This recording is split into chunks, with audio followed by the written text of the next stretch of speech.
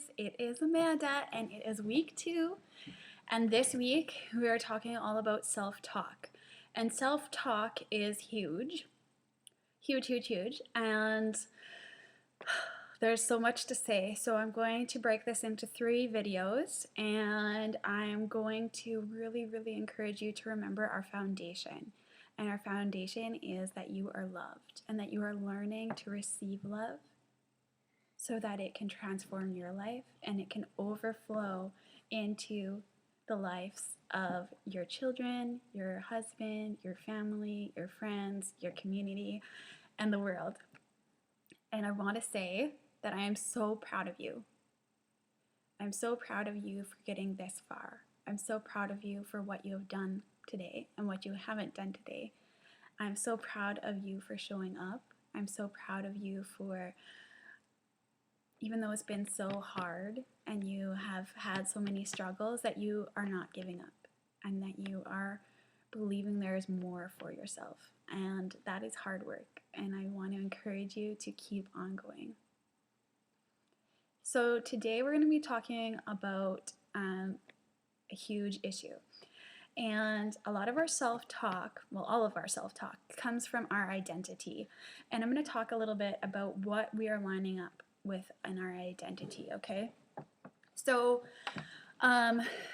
most of our beliefs about ourselves, about people, about God, about money, about how the world works is formed before the age of 7.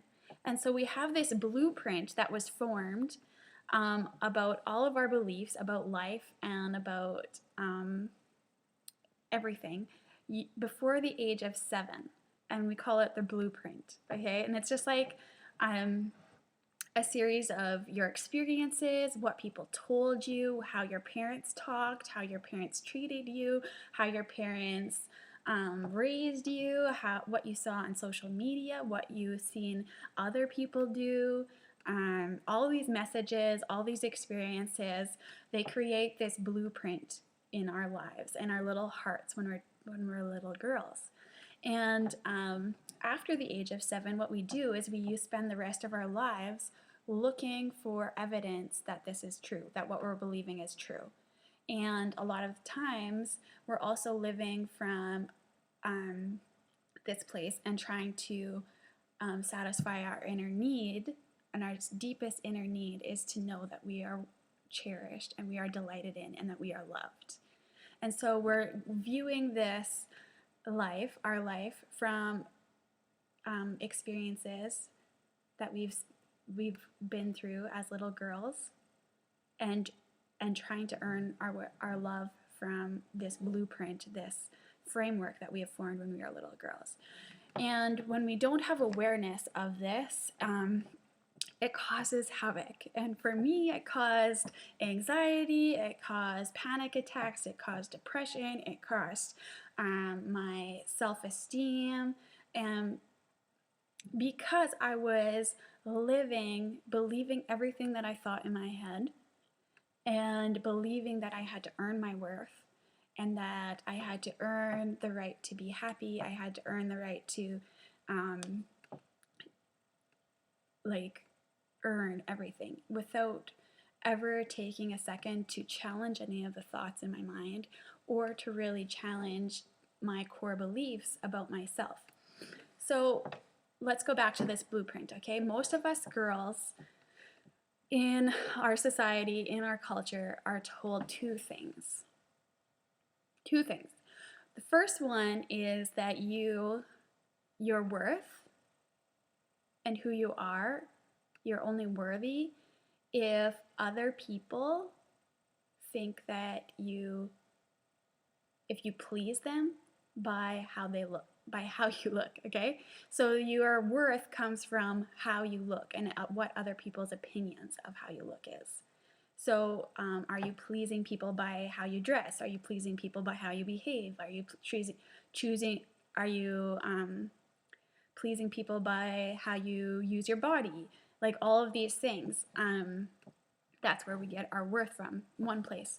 The other thing is, are we pleasing people We think our worth comes from pleasing people by how we behave. So, are you doing all the things to be a good mom? Are you working hard enough? Are you accomplishing enough things? Are you in enough things at church? Are you in enough things at work? Are you in enough things with your baby? Are you doing the things? Are you helping enough at home? Is your house clean enough? Like, that's where we're trying to get our worth. So, our worth, we think, comes from people's opinions. People's opinions either about what we look like or what we accomplish, what we do. And that is so deeply rooted in our subconscious, like in our blueprint, that it is just causing havoc. Okay? So what we need to start shifting from is shifting from a place of trying to earn our worth by those two things, and shifting into knowing and believing and experiencing love. That we are loved, we are created to be loved, and we are deeply delighted in by the one who created us. And this is my belief, that I was created a strong and powerful woman, and every day I get to choose to start walking in that power, or I can choose to try to earn worth and live in anxiety and panic attacks and depression and overwhelm because I'm trying to earn my worth from other people. And newsflash, people are like impossible to please. People are impossible to please because half the time, well, most of the time, it's not even about you. It's about their own inner issues. So if they're not happy, it's because something inside of them isn't working, or they're not happy with whatever and with themselves, so they can't be happy with you. Okay, so like it's just this downward spiral. Okay, we cannot get our worth from other people's opinions, and we cannot get our worth from other people, and we can't judge ourselves compared to what we think other people want us to do. And we can't judge ourselves and compare to what we think we should be based on these criteria. Because you can go one place and they want you to look like this, and you go to another place and they want you to look like this, and you go to this place and they want you to behave this way, right? So the true change comes when you can experience and receive love and know in your heart and change those beliefs that you are loved right now. You are beautiful right now. All of those mistakes, all of those failures, all of those sins, whatever you want to call them, they don't count anymore. Love has come in. Love has cleaned you. Love has changed you. And not only that, but you were created to be a powerful woman. You were created to make change in this world. You were created to change the world.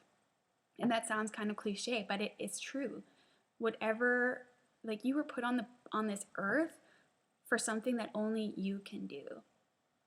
You are unique. You are special. You are here for a reason.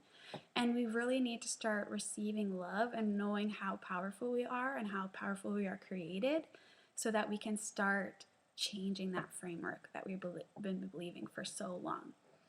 So sometimes I call this framework this inner, that like runs my inner dialogue, that's inner self-talk. Sometimes I call her the mean girl, but sometimes I also picture her as a little girl. And you'll experience that in the meditation this week, because the meditation this week is a very powerful one, and you will kind of meet your inner mean girl, this little girl who has been living under all of this shame and everything, okay?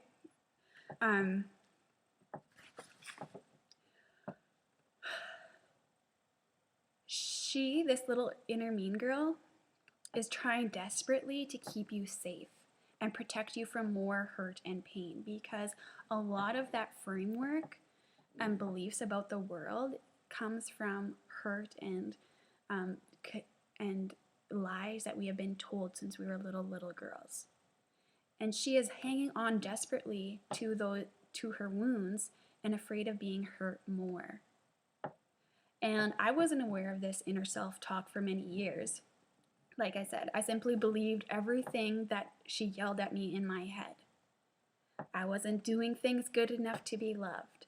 I had to be more to be loved. I had to change who I was to be loved. I wasn't doing enough. I wasn't enough.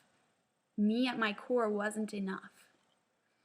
My emotions and thoughts were bad. That's what I believed for a long time. And I couldn't trust myself to make good decisions because I was wrong. I was bad. I was wrong and I was shameful. And it would just spiral down. I was a failure.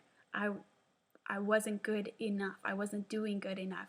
And then I just would go into panic mode and either try to prove I was doing enough things to be loved because I so desperately wanted to be loved, or else I would shut down and just like want to stay in bed or cry on the bathroom floor, or when things got too overwhelming, I would either shut down or just have a breakdown. So there was that point in my life where I needed to make a change. And I realized every day, every single day, I was making my life suck. I was ruining my life. And it was because of the decision every single day I was making to focus on all that I wasn't enough. I'm focusing on all the ways where I was a failure. I'm focusing on all the ways where I wasn't good enough to be loved.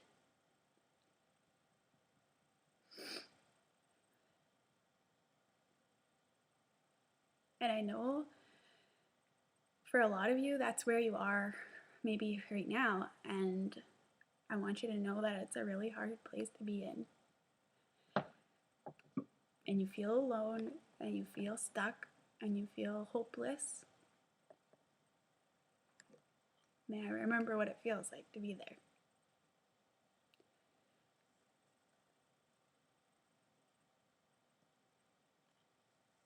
But the awesome thing is that you can decide like that that's not how you're going to live anymore. You can decide that you are no longer partnering with the pain, that you're going to acknowledge the pain and you are going to choose a new way, because the pain is pointing you to where you need to heal. The pain is pointing you to where you need more love. The pain is pointing you to where there is more power and more love and more and more and more goodness to be had. The pain is showing you where, and for me this was crazy because I was like, I realized like my life sucks so bad. And it's not that my experiences were terribly bad. It was just this internal belief about myself and my worth that just made my whole life suck. It just weighed me down.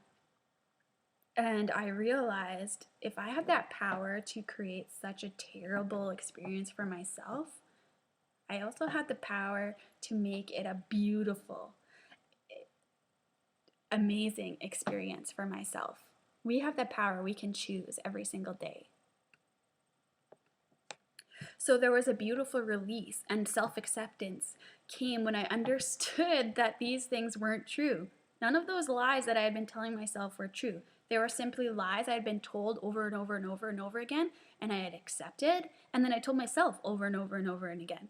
And I didn't have to believe these things. They were not the truth. So I could partner with love and give myself grace and know that I wasn't actually those things. And I could start on a journey to becoming who I was actually created to be. There are some really important things we can learn about ourselves from this mean girl, this inner self-talk. It is a lifelong journey to discovering these wounds and letting go of the lies that are no longer serving us. So sometimes it's just like a light bulb and you're like, yes, I finally get it. Like I can feel the love. But usually after that, there comes a hard time where you have to really really start struggling with those old lies and letting them go and focusing on the truth. And that gets really, really hard. And that's something we're going to talk about in the next video, why it's so hard for our brain to let go of those old thought patterns and those old beliefs and those old habits that we have. I'm going to talk about that in the next video.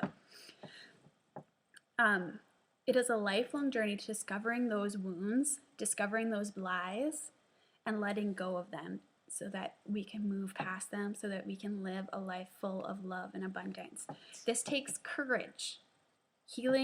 But the healing is in your hands.